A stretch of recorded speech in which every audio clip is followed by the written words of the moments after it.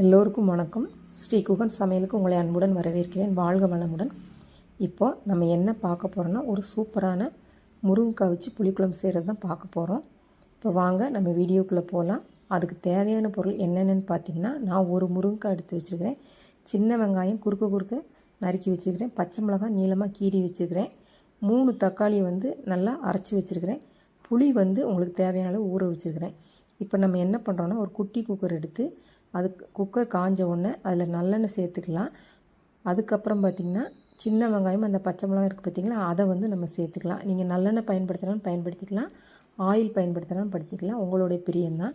அதுக்கப்புறம் இந்த சின்ன வெங்காயமும் பச்சை மிளகாயும் ஓரளவுக்கு வதங்கட்டும். அதுக்கப்புறம் நம்ம பார்க்கலாம். அதுக்கப்புறம் பார்த்திங்கன்னா ஓரளவுக்கு நல்லா வதங்கிடுச்சு. இப்போ நம்ம என்ன பண்ணுறோம் அப்படின்னா, இதில் தக்காளியே நம்ம சேர்த்துக்கலாம். சரிங்களா? தக்காளியை சேர்த்துட்டு நல்லா அதை வதக்கலாம்.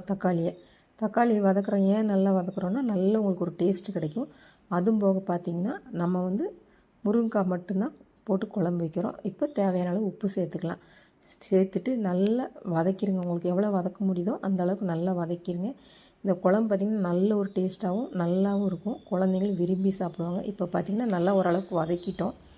இதில் நம்ம என்ன பண்ணுறோம் அப்படின்னா, மஞ்சத்தூள், மிளகாத்தூள், மல்லித்தூள், குழம்பு மிளகாத்தூள் சேர்த்துக்கலாம். இதில் பார்த்திங்கன்னா மஞ்சத்தூள் நம்ம கம்மியாக தான் போடுவோம். இந்த குழம்பு மிளகாத்தூளும் மல்லித்தூள் நீங்கள் ரொம்ப கம்மியாக சேர்த்தா போதும். ஏன் அப்படின்னு பார்த்திங்கன்னா, இதில் நம்ம தக்காளி அரைச்சி ஊற்றிட்டேன். அது நல்ல ஒரு குழுகுழுப்பாக இருக்கும். அதுவும் போக பார்த்திங்கன்னா நம்ம லாஸ்ட்டாக தேங்காயை அரைச்சி ஊற்றுவோம். சரிங்களா? மிளகாத்தூள் நீங்கள் உங்களுக்கு உங்கள் வீட்டில் எப்படி சாப்பிடுவீங்களோ அந்தளவுக்கு போட்டுக்கலாம்.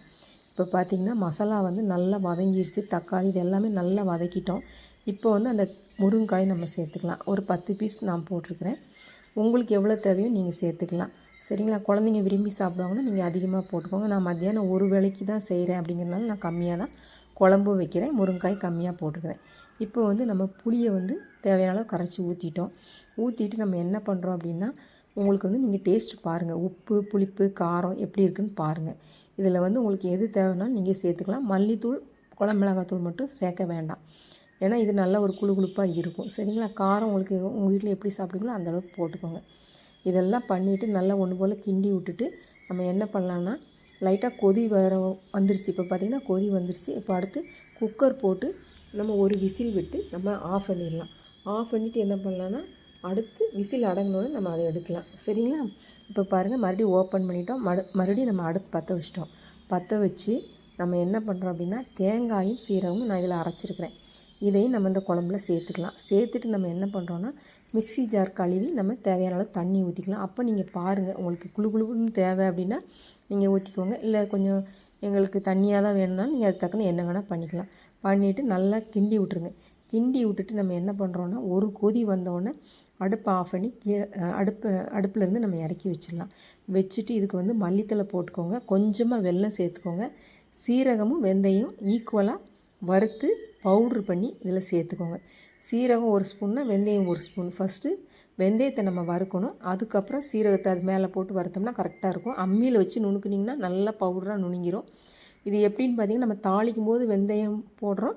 அது நம்மளுக்கு இதாகுமா என்னென்னு உடம்புல சேருமான்னு தெரியல. ஆனால் அந்த பவுடராக போடுறதுனால நம்மள உடம்புக்கு ஒரு நல்ல ஒரு சத்தாக இருக்கும். அதனால் நான் அப்படி பண்ணுறேன்.